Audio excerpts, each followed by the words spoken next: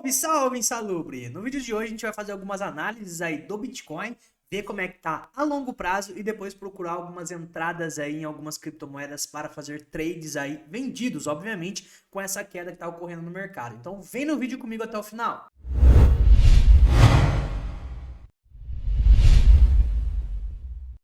Rapaziada, igual eu falei anteriormente ali na introdução, está ótimo para fazer alguns shorts. A gente vem lucrando bastante aí nesses últimos dias e com isso a gente aumenta a nossa balança de dólar, né, para conseguir comprar criptomoedas a longo prazo. Então, sempre que você shortar e lucrar, tira um pouco, joga na carteira spot para ir aumentando aí o seu poder aquisitivo e comprando as criptomoedas que estão baratas. Esse é o intuito no final, aumentar a quantidade de bitcoins, né?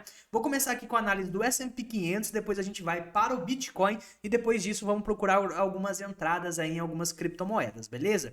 No dia de hoje, S&P 500 já derreteu 1,23% aproximadamente. A gente está enxergando aqui que ele simplesmente rompeu a média de 8, esse aqui é o gráfico diário, né? Ele vinha aqui num leve rally de alta, respeitando, né, essa LTAzinha aqui, rompeu a LTAzinha e depois disso só foi queda, né? Perceba que ele rompeu a média de 21, que é azul aqui, vou dar até um zoom para vocês verem, rompeu, retestou, confirmou queda, acabou rompendo a média de 8, que é a branca aqui, tentou dar uma retestada e hoje especificamente a gente teve mais um candle aí vermelho de mais queda.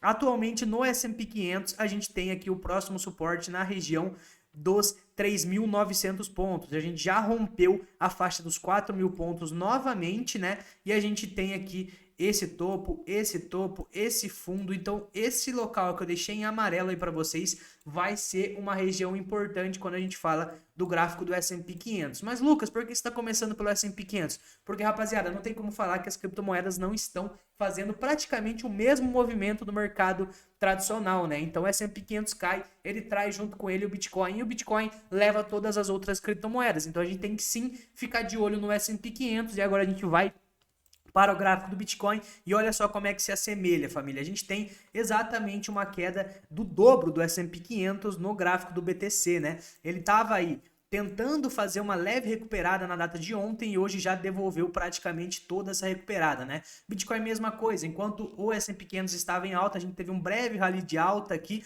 e já estamos fazendo mais queda. Vou tirar um pouco o zoom do gráfico, deixei alguns desenhos para a gente dar uma analisada e desde o começo da queda praticamente a gente vem fazendo bandeiras de baixo aqui, né? A gente tem aqui o mastro, a bandeira, daí eu repliquei esse mastro para cá, deu exatamente praticamente no fundo mais uma bandeira, repliquei o mastro para cá, que é o que a gente faz normalmente em bandeira de baixo, né? Mas novamente ele chegou no fundo aqui e mais um mastro. Se a gente replicar esse mastro para cá, a gente vai ter uma queda aí nos 17.100 mais ou menos, que faria confluência com aquele reteste do fundo, né? O fundo foi, para ser mais exato, ali nos 17.700 mais ou menos, e aqui colocando esse mastro mais ou menos aqui nesse topo, a gente vai ter o reteste lá nos 17.100 mais ou menos. Quer dizer que vai acontecer, Lucas? Não, não quer dizer nada. A gente tá fazendo aí um breve estudo para ver mais ou menos caso a gente tenha essa replicação da bandeira de baixo aqui até onde a gente poderia cair, beleza? Pensando nisso, a gente tem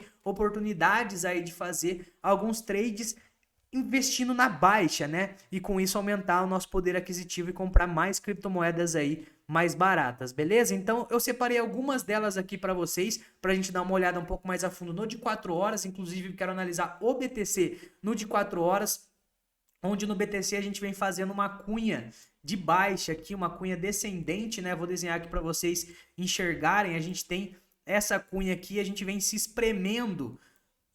Vou desenhar aqui para vocês, a gente vem se espremendo basicamente aqui na cunha. E normalmente quando a gente tem uma cunha apontando para baixo aqui, uma cunha descendente que a gente chama, né? Normalmente a gente acaba se espremendo até um momento romper e normalmente os rompimentos são para cima, tá? Normalmente a gente tem rompimentos para cima, uma explosão e depois o mercado vê aí qual que vai ser o lado que ele vai tomar. A gente tinha uma cunha aqui também só para vocês entenderem, tá, família? Só que no caso a cunha aqui era para cima. Normalmente cunhas para cima elas fazem aí o rompimento para baixo. E olha só o que aconteceu.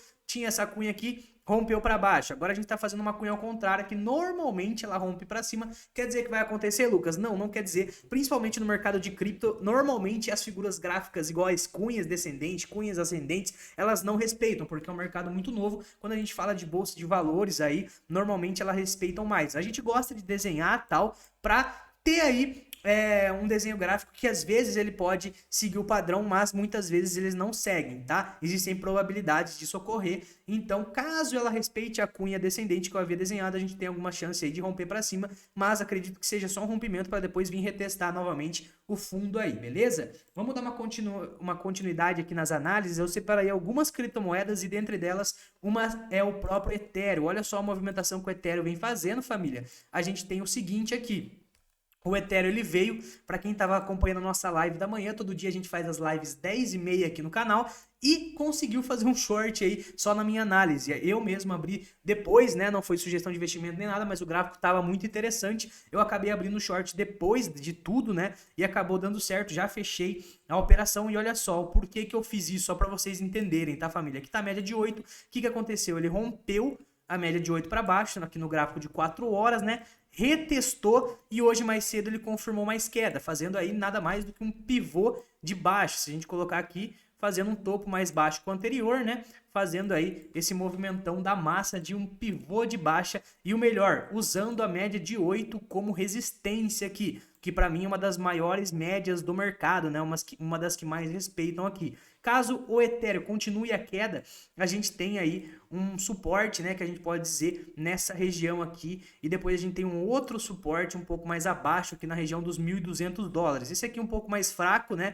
Então a tendência é a gente vir buscar isso aqui. Caso ele passe, aí sim a gente tem lá os $1.200 aproximadamente, beleza? Então vale ficar de olho no gráfico do Ethereum. Também tenho mais algumas afirmações aqui no gráfico do Ethereum. A gente já está seguindo aqui uma LTBzinha, né? Perceba que ele tocou aqui, depois ele veio, tocou de novo, veio, corrigiu, tocou de novo, tá tocando novamente essa LTBzinha aqui. Então, Lucas, e se ele fizer um movimento parecido com isso aqui, ó?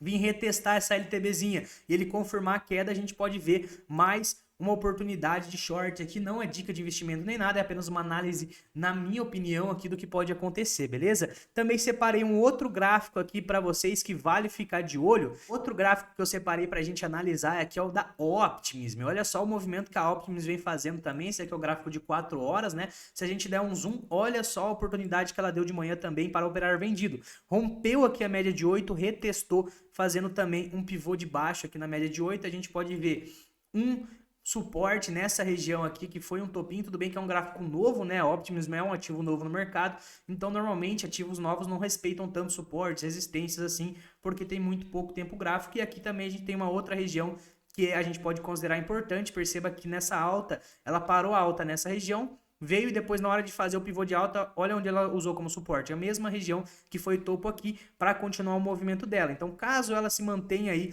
a gente tem essas seguintes regiões importantes aqui na Optimus, e a gente pode olhar o seguinte também.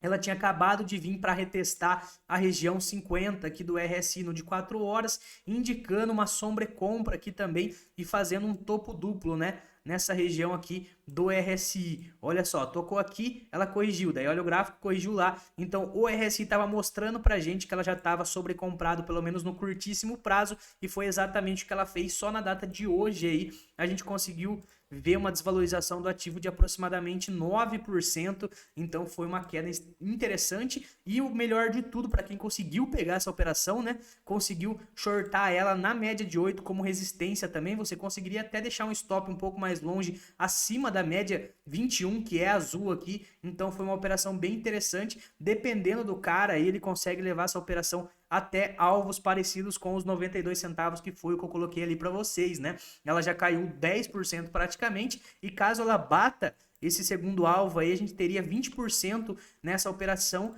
para o stop ali em cima de quantos por cento? Vamos colocar aqui um stop de 10, então seria uma operação 2-1, vale o risco, né? Para quem conseguiu abrir nesse momento, tá, família? Eu não abri ela, consegui fazer um lucro no Ethereum, Uma outra também que a gente acabou operando lá na nossa sala de sinais, inclusive se você tiver interesse de aprender a shortar e ganhar na queda, né? A gente tem um curso que ganha de brinde a sala de sinais e a lista de espera tá aqui na descrição. A gente provavelmente vai abrir novamente no mês que vem, já tá formando uma lista interessante de espera aí, entre. E só para você ter noção, acho que de 9 sinais que a gente encaminhou, 8 a gente conseguiu bater alvo nesses últimos dias. Lateralidade a gente nem opera, tá, gente? Muito trader gosta de ficar tentando achar operação em lateralidade, a gente nem opera e a gente gosta de swing trades, que são operações mais longas aí, caso faça sentido para você. Tá aí. Outra que estava interessante também foi a SNX, tá, família? A SNX na data de ontem ela estava um pouco esticada. A gente conseguiu ver que ela bateu uma região de sobrecompra aqui no RSI também. E olha só o que aconteceu. Foi um topo,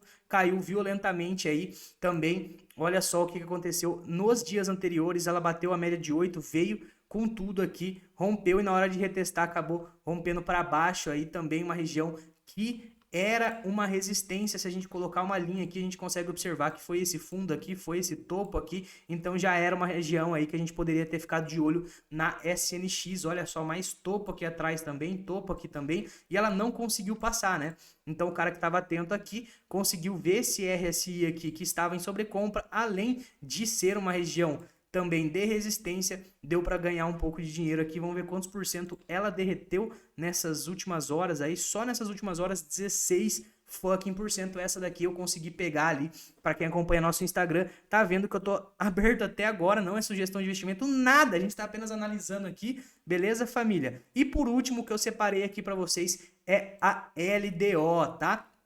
Olha só o movimentão que a Lido também fez. A gente tem a média de 8 aqui também. E olha só, rompeu e normalmente eu falo para vocês, rompeu, o que ele faz? Ele retesta e olha só o que ela fez, retestou e nessa barra aqui ela confirmou mais queda, né? Acabou confirmando mais queda exatamente na média de 8 e se a gente jogar aqui também na LDO, a gente tinha essa região que além de ser a média de 8 também foi topo lá anteriormente, né? Então, além de dar entrada por conta do reteste na média de 8, deu entrada também por conta de suporte e resistência, que é outro setup aí que a gente também fica de olho, né? E além do mais, a gente também bateu na região 50 do RSI aí, uma possível sobrecompra aqui também nessa região do RSI, que ela tende a bater na faixa de baixo aqui, e quando ela chega aqui perto dessa faixa de baixo, é onde você fecha a operação shortada, tá? Porque daí ela tende a fazer mais um movimento de subir, né? E depois continuar o movimentão de baixa dela aí. Então, desses 3 ativos aí foram os que eu achei o gráfico mais interessante no curtíssimo prazo. Teve alguns